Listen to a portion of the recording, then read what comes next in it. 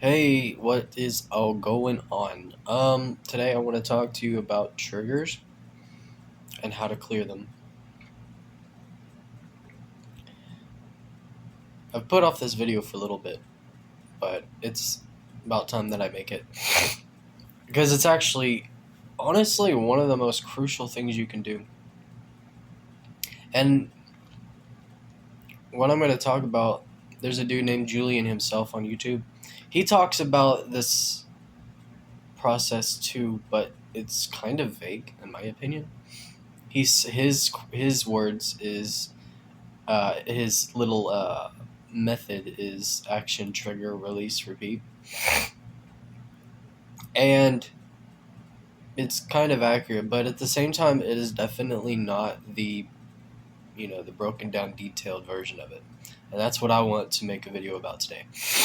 Excuse me, because. And what I tend to do in most of these videos, where I talk about mental health and psychology and all of these other things, philosophy and shit, I like to bring a very in depth sort of analysis of what is actually going on instead of just kind of being vague and usually unhelpful like a lot of these gurus are. Not saying Julian is. He's actually very helpful, but there are times where he's also vague and doesn't really explain things very well. And so it can leave people guessing as to what to actually fucking do. And like breaking it down, like actually understanding it versus just being kind of vague about things in this, like, I guess, quaint way. um so with that being said, I want to first describe to you what a trigger is, and then I want to talk about how to move on from it. There's a pretty big difference between having actual feeling, like the actual feeling behind anything, and being triggered into feeling a certain way. A really good example that most people can relate to is like when somebody slams something in the other room that just for whatever reason, maybe they fell, maybe they dropped something, maybe they slammed something, you don't know, but for the example being that something loud crashes. And for a lot of people, it almost, oh, what the fuck, I'll just continue for now. But sorry, I have a cold.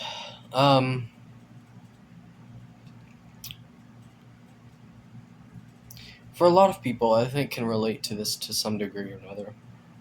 Um, when somebody like slams something in the other room, you could be triggered into feeling a sort of panic, a fight or flight, a you begin to overthink. You often will blame yourself and wonder what you did wrong.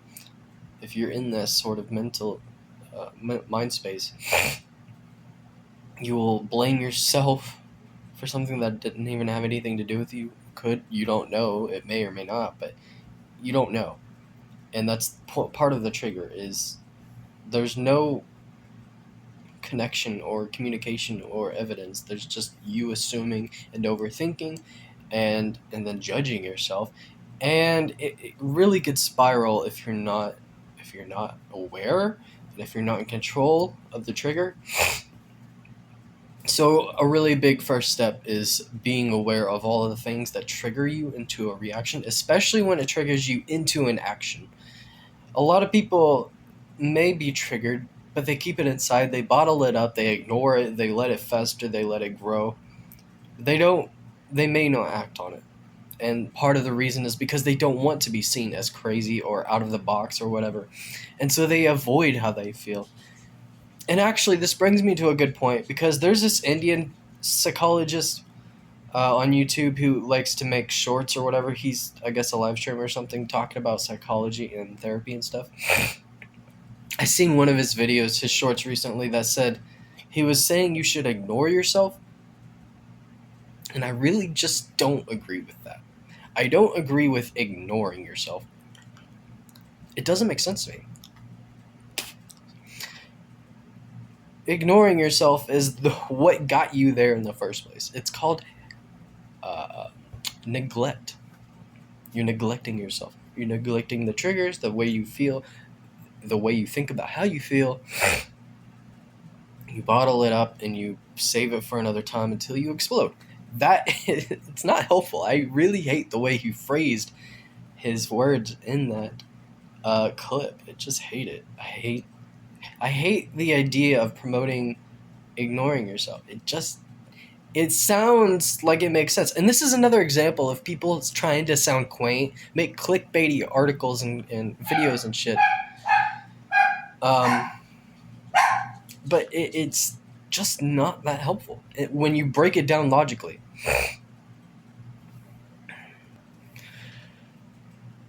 It's just not that helpful. And so what I would say in response to that is don't ignore yourself.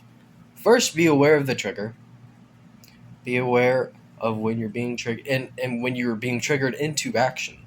That's very it's a very big leap from going from just being triggered into a feeling and into a cycle of thoughts and feelings. It's a whole mindset.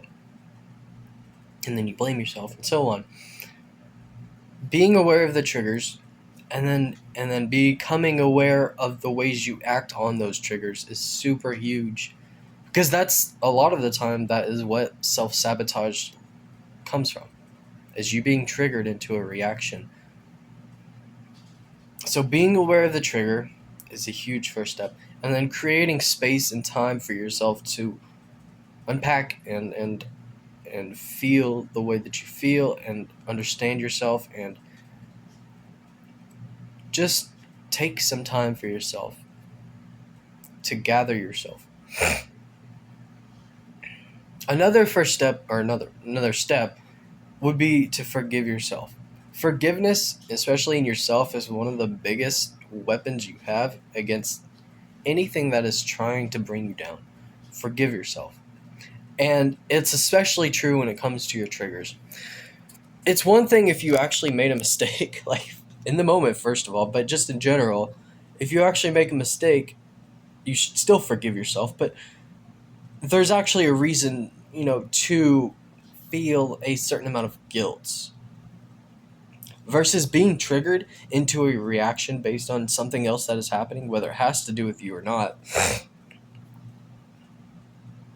You have to allow yourself to be forgiven by yourself for even being triggered in the first place, because it's not your fault. Everybody goes through this. Everybody has triggers. Everybody has trauma, whether they want to acknowledge it or not, whether they want to endorse it or not. They do. We just do. And people like to tell you, oh, you don't have trauma, you don't know what trauma is, or stuff like this, and this is what I meant to bring up earlier, but I'll do it now. People often, especially the narcissists or the abusers and people that like to tear you down and compare and contrast and put, focus on the pedestals, they like to downplay trauma. People like to downplay trauma and what it means to be traumatized and then compare it to other people who have been more traumatized. Honestly, I think it would be a really good idea to, instead of place value on the type of trauma you received, it's more so about how much trauma you've received. Because, like I said, everybody goes through some amount of trauma from the day they're born. It like people like to I don't know a good word for it. Glorify trauma, I think is the right way to phrase it. Where it's like somebody who has more trauma is like valued more, when that's just not really the case, because everybody goes through this same process, being triggered by the trauma, reacting post-trauma. That's where PTSD comes from. It's literally you in the moment being triggered by something that happens in the moment.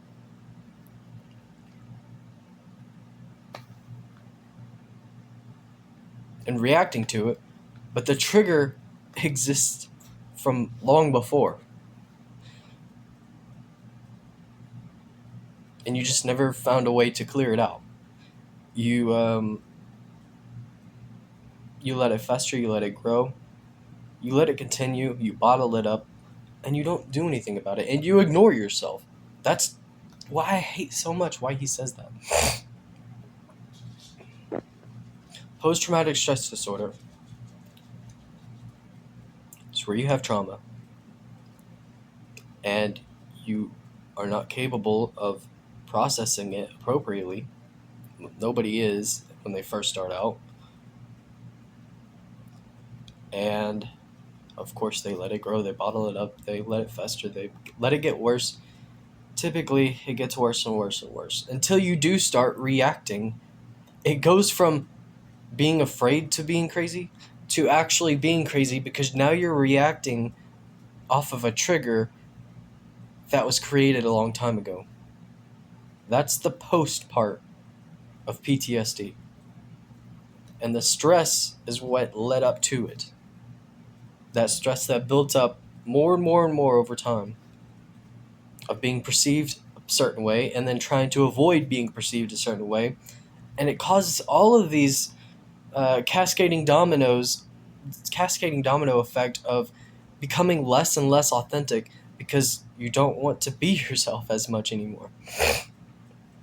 So, all of this to say, you need to, again, be aware of the trigger, of why you're triggered, and then forgive yourself for being triggered, because it's not your fault. It's never your fault.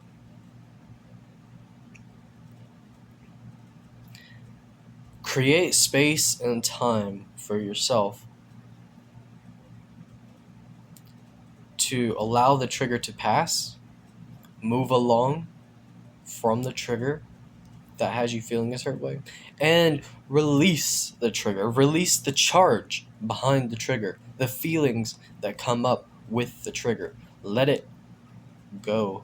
Just find surrender and forgiveness and let it just wash away. Instead of clinging tightly to it, instead of wishing you could be perceived a certain way, just let the trigger go.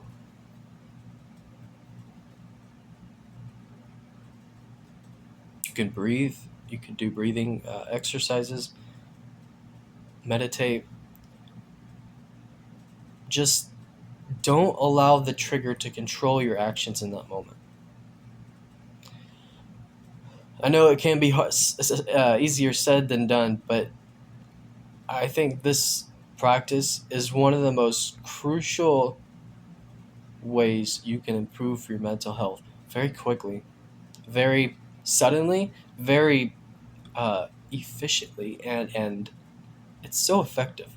Because a lot of, triggers are one of the biggest things that hold people back. And you know what I realized about part of the culture, at least in the US, or just, I don't know, in the world, is the whole LGBT movement of, the trigger warning, being triggered, and sort of glorifying the fact that they have triggers.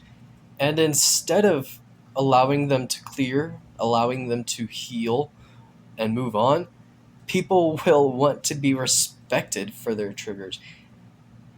I don't really think that's a good idea, to respect somebody for the fact that they are triggered based on something you didn't even do. It would be another thing if you did do something wrong to them and then, you feel guilt, they feel offended. It's not a trigger anymore. It's an actual feeling that deserves acknowledgement and resolution. But when people want you to respect their triggers, that's just them not taking responsibility for their own mental health issues. They're demanding respect for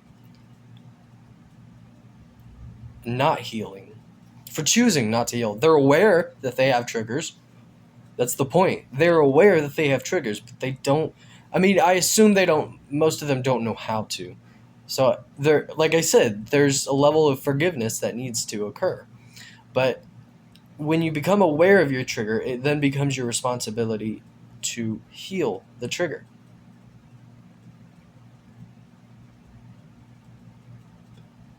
People are obligated to respect your triggers, especially if they're strangers that you don't know. Like that's kind of half of it, honestly, in the culture that we deal with. Like it'd be one thing if it was like your wife or husband or just girlfriend or whatever family member, somebody that you actually should be respecting to some degree. Um, you don't want to cause triggers in somebody. That's usually not the goal, anyways. Unless you're being a troll. That's kind of what being a troll is intentionally triggering people into a reaction.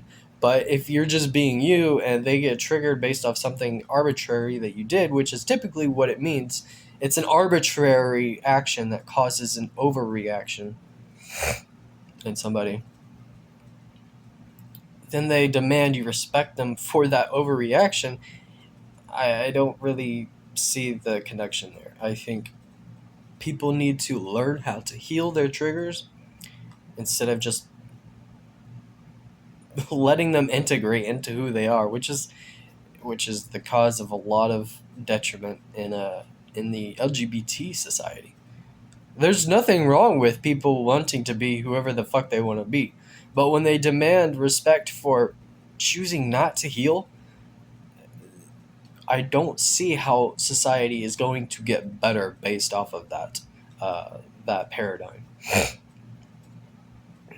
It's almost negligent of the entire fucking situation. And of course it goes back to their trauma, their situations, their family dynamic, their relationships, all that other shit. But all of this to say, be aware of your triggers, forgive yourself for your triggers, create space so that you can feel your way out of them, let them go, release them, surrender yourself. Don't act on the things that have triggered you. And there's a pretty big difference usually between when things trigger you into feeling a certain way and when things actually feel a certain way. I mean, typically it happens in the moment. It's almost like the trigger convinces you there's a connection. Like you drawing dots. It's like a conspiracy theory about your own life. You're drawing dots that never deserved to align in the first place. Versus having an actual connection with a person, negative or positive, having an actual connection with a person and then feeling something about it. There's a difference from there to experiencing some arbitrary, usually arbitrary, trigger that then convinces you to not cascade, but spiral down this loop of negativity and negative thoughts.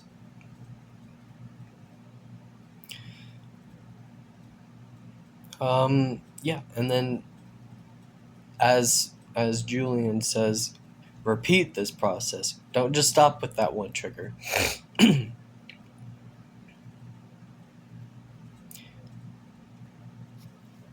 He mentions action, and I think where he's coming from that little perspective is when you make action on your own and you begin to live your life for yourself and all these other things, be authentic, you're going to get triggered. It's going to be triggering. It's not going to be easy all the time. And so you'll have to feel through your way in those triggers as well. But a really great starting place is through a passive approach where you're just existing. Just existing. You're not doing anything particular, especially anything offensive or wrong. And then you get triggered into a mindset that makes you feel like you've done something wrong.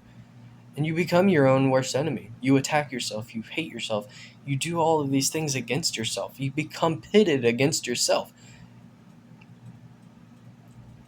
And what a narcissist, especially an aware narcissist, will use this against you.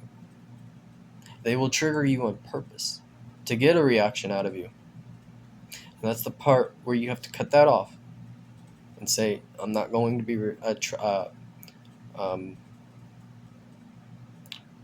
triggered into a reaction based off of this interaction that I don't want to endorse or give any power to. And that's part of where your power comes back into yourself, is where you take not just responsibility, but control over your actions and not allowing a trigger, especially, to determine what your next action will be. There's a difference between acting on your feelings and acting on a trigger. There's a huge difference. And I think, honestly, people will tell you not to, act based on how you feel. I think they're confusing a trigger for an actual feeling in your heart. Because everybody says follow your heart.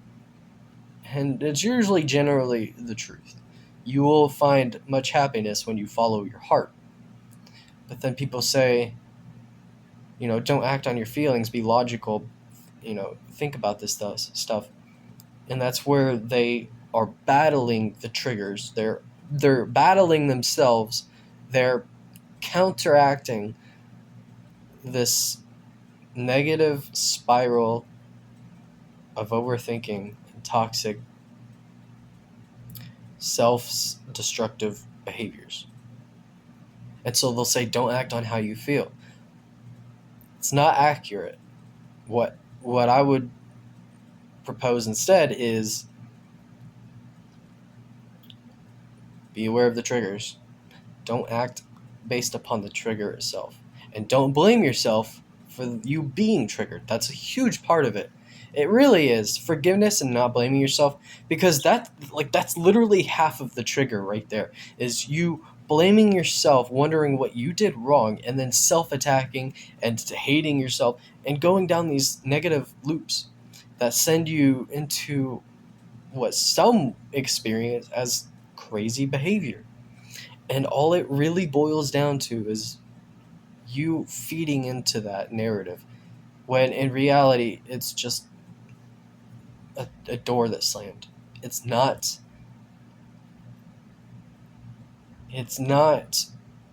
worthy of a reaction.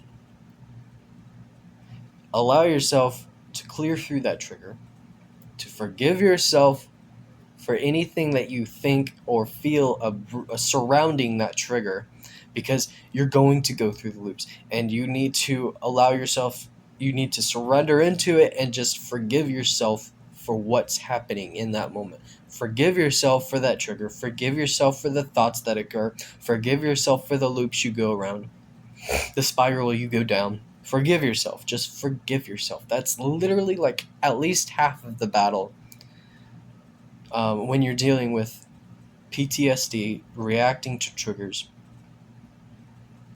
and these negative spirals, is forgiving yourself, because it has nothing to do, generally speaking, with other people. It's all about you and your mindset and your actions.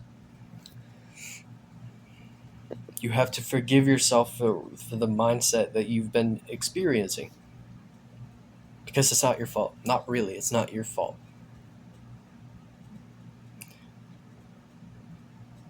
And then move on.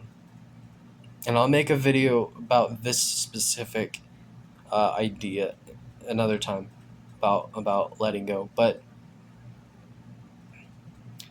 for now, I hope all of what I said connects and makes sense on a more logical and detailed way than just sort of saying action, trigger, release, repeat, because not a lot of people understand what that even means. Even if they do, it leaves a lot up to interpretation and for people to figure out for months, if not years, even decades, or if at all.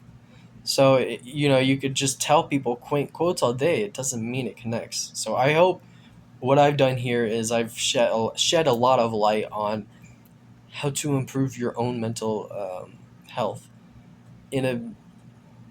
Honestly, it's really effective, and it's something that you can do instead of like taking pills or even something distracting like drawing that I mentioned in another video, or something that is, it doesn't necessarily make things worse, but it doesn't necessarily help either.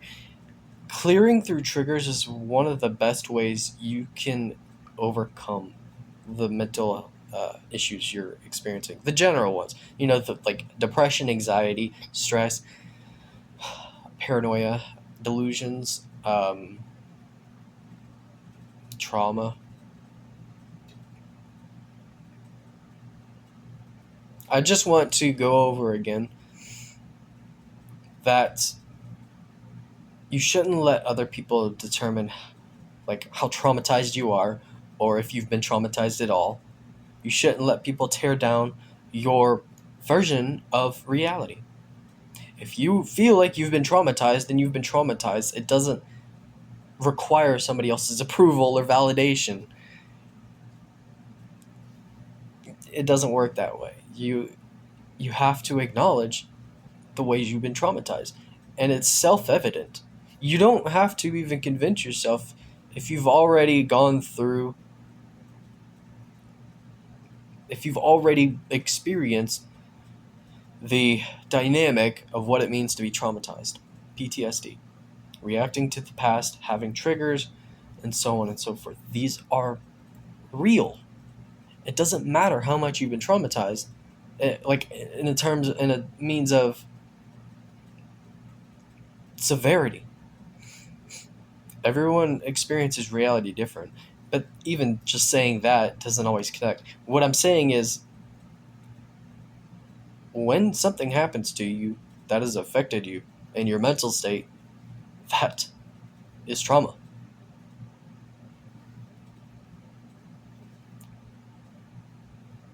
Especially in a negative way.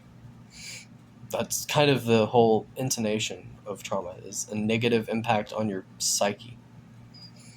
It doesn't matter what you've been through. It doesn't matter if you've been born, if you had your first poop, if you got cut, if you experienced the death of a family member, if somebody abused you, if somebody's mentally abusive, emotionally abusive, physically abusive, if you've experienced horrors in the world, if you've went to the military and killed people, or just killed people in general, even killing other people is traumatizing. It's all valid, and it shouldn't require me to tell you that your trauma is validated.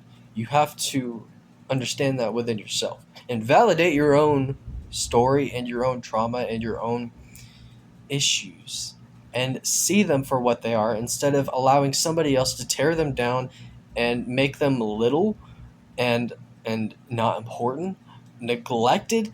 You will neglect yourself just because other people are doing it to you. It's this weird self-taught behavior that when other people neglect you, you begin to, or neglect your feelings, or the way that you're feeling in the moment, you will convince yourself, oh, I guess I should be neglecting myself too, because that's what everybody else around me sees, is neglecting. I should neglect myself. But that's not true. You should definitely not ignore yourself. That's probably the worst fucking advice I've ever heard a therapist or psychologist say. Ignoring yourself is so fucking dumb. I just can't believe somebody who advocates mental health would say something like that. It just bothers me so much. It just does. Don't ignore yourself. Pay attention to yourself. Your attention is one of the most valuable resources you have. And the more that you pay attention to other people who invalidate you and your story and your existence and your emotions and your trauma and your problems and your issues and your mental health,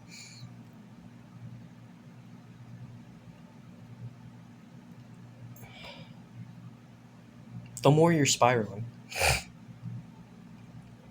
Pay attention to yourself, pay attention to your triggers, pay attention to your emotions, pay attention to your thoughts, pay attention to your desires, your actions, your instincts, your intuition, your ego. Pay attention to all of it. You are you matter to yourself more than anybody else in the entire world. And I don't mean that in this sort of quaint way. I mean that like down to the very fucking core. just the most inner possible way you can possibly conceive of. You matter to you more than anybody else. That's just how it is. That's just what it boils down to when you want to talk about being an individual, being an authentic person, being you, being yourself. You have to matter more than anybody else, and what they say and what they think and what they want to validate and what they want to invalidate. Your story matters than anybody else's perception of your story.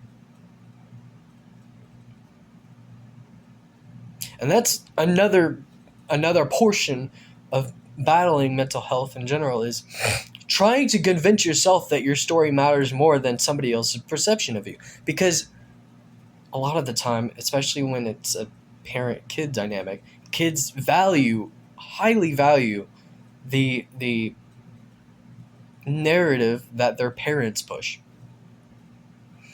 Usually, not always, and everybody's different, but typically speaking, a kid values their parents' perspective and the way that the parents tell a story. And if the parents are not supporting the kid's version of their life,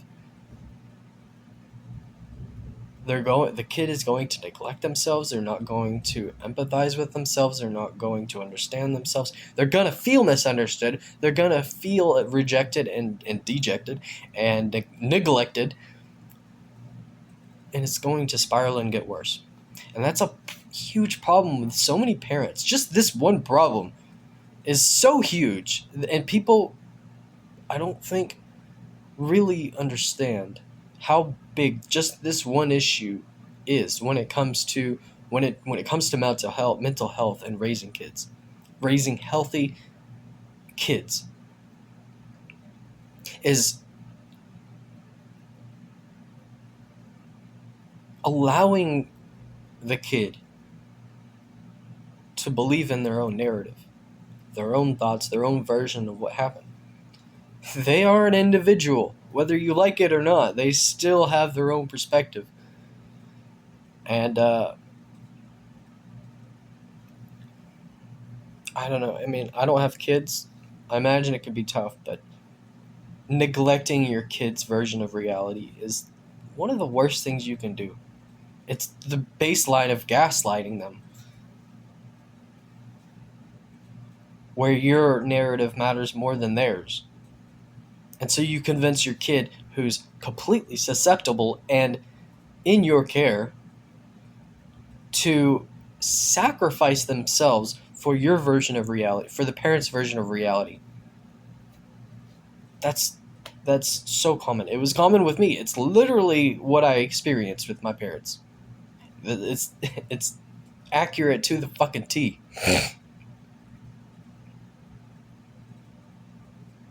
I sacrificed myself, my story, my version of reality, my thoughts, my feelings, my ego, my instincts, my intuition. Maybe not all of that, but I sacrificed myself, for sure, for my parents' version of reality, because I empathized with them way too much, because I'm a kid. It's not my fault, and I don't blame myself, but that's what happened. And I imagine, I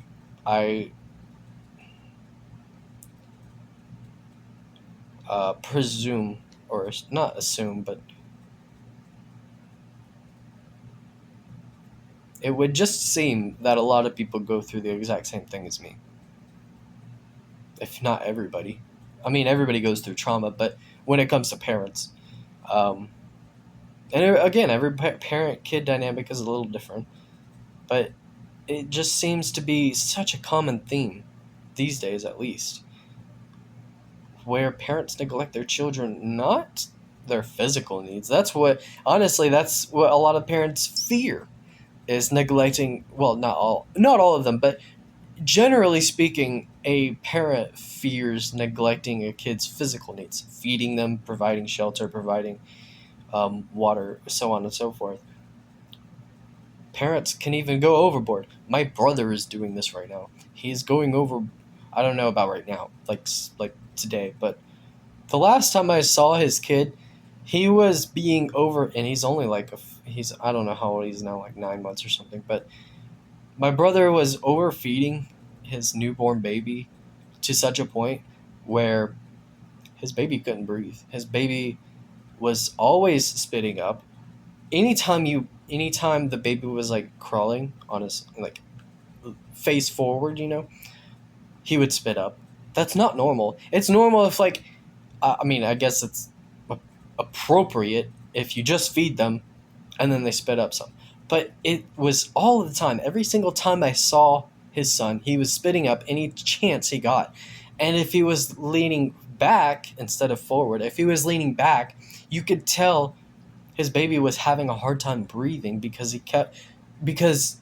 his body wanted to spit up, but he couldn't, and it was going down his throat, and he was like having literally a fucking hard time breathing and just literally existing. I don't know if I could do a good impression, but he was like, it's just not normal. Okay, and so a lot of parents can go overboard with providing physical needs. And then I guess they think it's like an even trade-off to neglect them of their emotions and their thoughts. I don't know, but that's what happens often, is parents invalidating their kids' version of reality. And then it'll lead into this whole toxic cycle of kids searching for the validation of their parents. So common. Especially, well, anybody, any kid, any parent. Kids seeking the validation of their parents like it's a fucking currency. And it leads into a whole other toxic dynamic about surrounding self-love, true love, unconditional love, and false, seemingly inconsistent love. It's just all a huge, disgusting system that needs to end. It needs to stop. There is no good excuse for a parent to continue to neglect and invalidate their children. It doesn't matter how smart they are, how intelligent they are, how with it they are. That kid still deserves to have their own voice. And it shouldn't be up to the parent to squeeze it out of them.